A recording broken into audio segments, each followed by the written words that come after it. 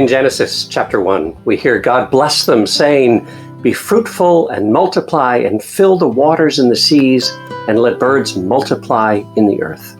We've been blessed to awaken in our Creator's verdant and achingly lovely world, a blue-green droplet spinning in the vast cosmos, filled with a wild array of glorious creatures. Sadly, we take our fellow beings for granted, treating them simply as objects to be consumed, raw material to be utilized for economic gain or entertainment. It's time we awake to the fact that we share our planet and genetic code with all of them, and they're more our cousins than our property. As people of faith who follow the golden rule, perhaps it's time to treat the natural world as we would want to be treated ourselves. I read recently about a whale that had become caught in a mess of fishing net so that she couldn't move and would soon drown. A group of divers were called out to help, and very carefully they cut through the web of nylon holding this whale down.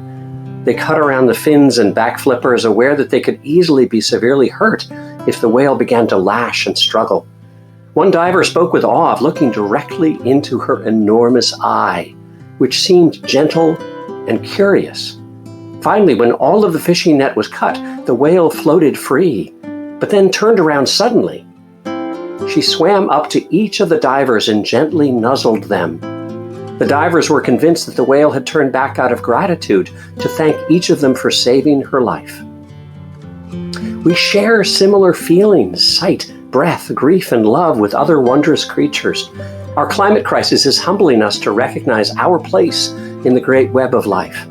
It's time to plant seeds of a new tomorrow, founded on harmony and simplicity, in tune with the rhythms of nature and connections with our loved ones, even those with fins and feathers, scales and fur.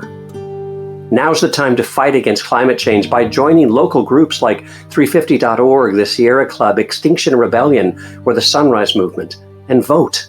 Nothing will change if we the people don't fight for what we love.